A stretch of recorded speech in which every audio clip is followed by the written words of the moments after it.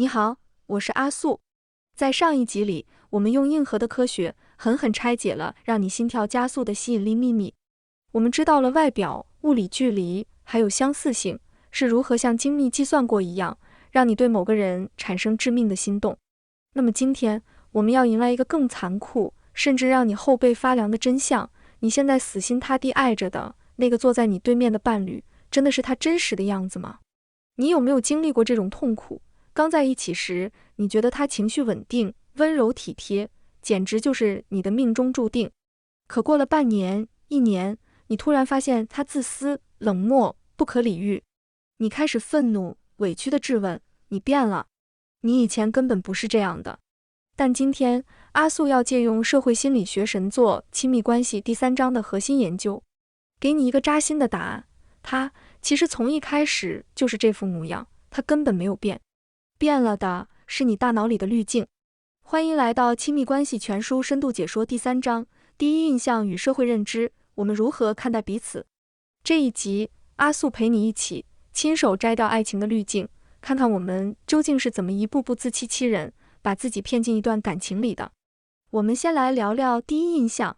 研究發現，人類對另一個人形成第一印象只需要大約7秒鐘。7秒鐘，在這段時間裡，我們的大腦已經對對方的可信度、能力、熱情程度做出了初步判斷。而更令人不安的是，這個判斷一旦形成，就會非常頑固，它會影響我們後續對這個人所有信息的解讀方式。心理學上把這個現象叫做首因效應，意思是第一印象會像一個濾鏡一樣，讓我們傾向於注意那些符合第一印象的信息，而忽略那些與它矛盾的信息。舉個例子，如果你第一次見到一個人，覺得他很熱情、很友善，之後他有一次對你態度冷淡，你可能會想，他今天可能心情不好。但如果你第一次見到他，覺得他很冷漠，之後他有一次对你特別熱情，你可能反而會想，他今天是不是有什麼目的？同樣的行為，因為第一印象不同，我們給出了完全不同的解讀。這不是你的錯，這是所有人大腦的運作方式。但了解它，可以讓你在下次遇見一個人的時候，多給自己和對方一點時間。第一印象可以是參考，但不應該是最終判決。接下來我們來看看知覺的力量，我們看見的是真實的嗎？這是這一章最核心的問題。書裡提出了一個讓人有點不舒服的觀點：我們在親密關係裡對伴侶的認知往往不是完全客觀的，而是被我們自己的期待、需求和過去的經歷大幅度地塑造過的。換句話說，我們愛上的那個人，有一部分是真實的他，還有一部分是我們自己投射出去的。書裡有一個概念叫做理想化。在關係的早期，我們會傾向於放大對方的優點，縮小甚至看不見他的缺點。這不是故意的，而是大腦在戀愛狀態下的一種自動運作，它會分泌大量的多巴胺和催產素，讓我們感到興奮和愉悅，同時也讓我們的判斷變得不那麼清醒。你有沒有過這種感覺？熱戀的時候覺得對方完美無缺，但關係穩定下來之後，那些曾經覺得好可愛的小習慣，突然變成好煩人。這不是你變了，也不是他變了，這是理想化的濾鏡在慢慢褪去，你開始看見更真實的他。問題在於，很多人在濾鏡褪去的時候，會感到失望和恐慌，覺得愛情消失了，然後開始懷疑這段關係。但書裡說，這個階段不是愛情的結束，而是真正關係的開始。當你開始看見真實的他，你才能做出真正的選擇。我願不願意愛這個真實的人？除了理想化，書裡還談到了另一個深刻影響我們關係的認知過程——歸因。歸因就是我們對為什麼他這樣做的解釋，也就是我們如何解讀對方的行為。研究發現，在親密關係裡，我們對伴侶行為的歸因會隨着關係的滿意度而改變。在關係滿意的時候，我們傾向於做出積極歸因，對方做了好事，我們會認為這是他的本性和品質；對方做了不好的事，我們會認為是外部原因，比如他今天壓力太大了，或者心情不好。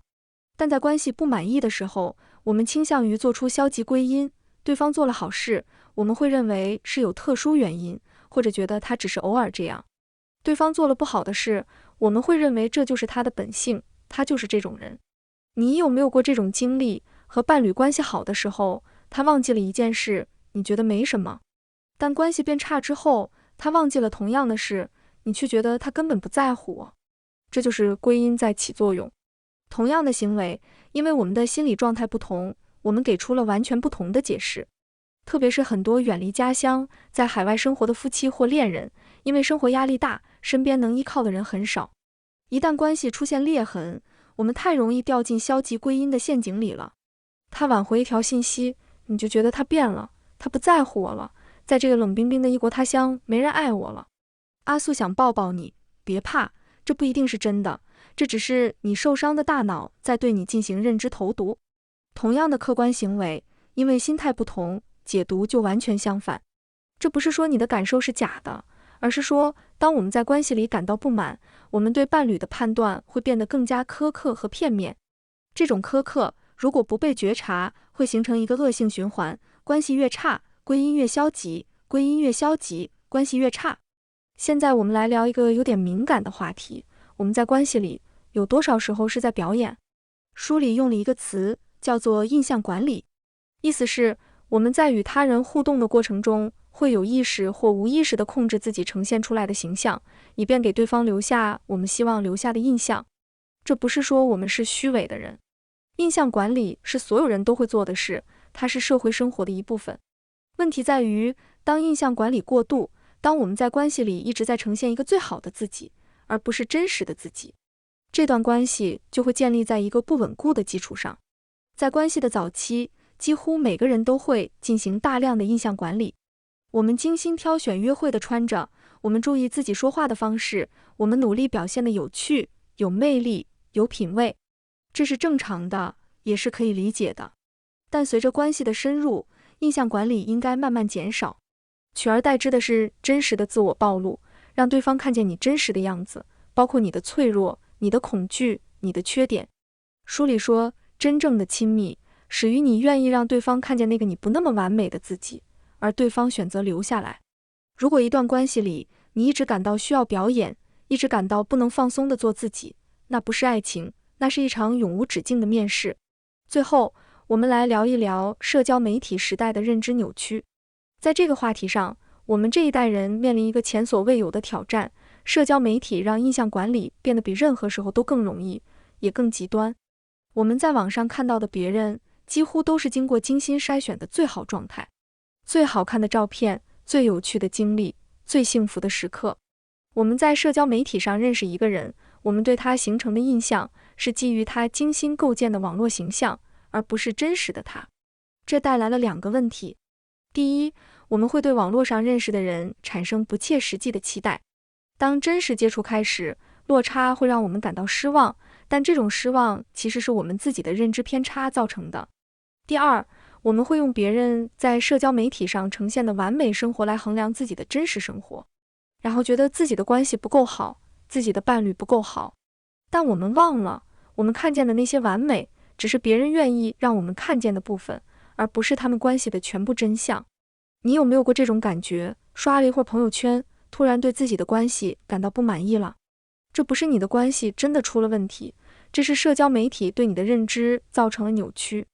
我們來看一個很多人都會有共鳴的故事。小文和阿成在一個朋友的聚會上認識。第一次見面，阿成話不多，小文覺得他有點無聊，沒有特別在意。但朋友告訴他，阿成其實很有才華，做事非常認真負責，只是不善言辭。小文開始重新打量他，開始注意到他在聚會上雖然話少，但每次開口都很有分量。慢慢的，他開始覺得這個人很有深度。後來兩個人在一起了。熱戀期裡，小文覺得阿成的沉默是穩重，是成熟。但關係穩定下來之後，他開始覺得他的沉默是冷漠，是不在乎他。他沒有變，但他對他的解讀變了。小文開始回想，他從一開始就是這樣的人，只是在不同的階段，他用了不同的濾鏡去看他。熱戀期的濾鏡讓他看見穩重，關係出現裂縫之後的濾鏡讓他看見冷漠。這個故事裡沒有壞人，但他告訴我們，我們對一個人的認知從來都不是純粹客觀的，它永遠都混雜着我們自己的期待、情緒和需求。認識到這一點，不是為了讓我們對關係失去信心，而是為了讓我們在對伴侶做出判斷的時候，多問自己一個問題：我現在看見的是真實的他，還是我自己投射出去的那個形象？回到我們開頭的問題，我們看見的是真實的嗎？答案是部分是，部分不是。我們對另一個人的認知，永遠是真實信息和我們自己的主觀解讀混合在一起的產物。第一印象會形成濾鏡，理想化會放大優點，歸因會隨着關係的狀態而改變。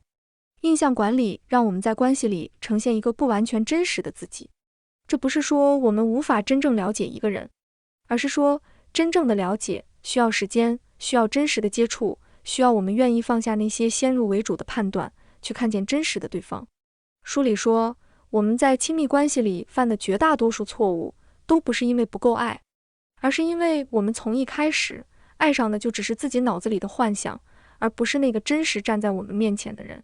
這一章我們聊了社會認知在親密關係裡的運作方式，第一印象的頑固性，理想化的濾鏡，歸因的偏差，以及印象管理和社交媒體對我們認知的影響。了解這些，不是為了讓我們對關係變得冷漠和多疑，而是為了讓我們在關係裡多一點清醒，對伴侶多一點真實的看見，對自己的判斷多一點謙遜。就像前面提到過的，書裡最震撼我的那句話說的那樣，真正完美的親密，始於你願意讓對方看見那個你不那麼完美的自己，而對方選擇留下來。承認吧，我們都在感情裡當過精明的演員，我們也曾用理想化的濾鏡把對方完美化。但當濾鏡碎裂，舞台燈光熄滅，那個滿身缺點、會沉默、會疲憊的真實伴侶站在你面前時，這並不是愛情的終結，恰恰相反，這是你真正學會去愛的開始。那麼，看清了大腦的欺騙，摘下了認知的濾鏡之後，我們又該如何面對那個不完美，甚至和我們有衝突的真實伴侶呢？當你想讓他多陪陪你，一開口卻變成了指責；當他心裡覺得委屈，卻用冷暴力和沉默來對抗你。那些明明想靠近，卻把對方推得更遠的瞬間，那些說不出口的委屈和眼淚，這就是所有愛情裡最真實也最慘烈的戰場。下一集，我們將迎來全書最核心、最實用，也最考驗每一個人情商的生死關卡——溝通的藝術。阿素會帶你一起解密，為什麼我們明明深愛彼此，卻總是把最狠的話說給最親密的人聽。別忘了關注阿素讀書，點亮小鈴鐺，讓我們在文字的溫度裡陪自己完成這場關於幸福的自我救贖。我是阿素，我們下集見。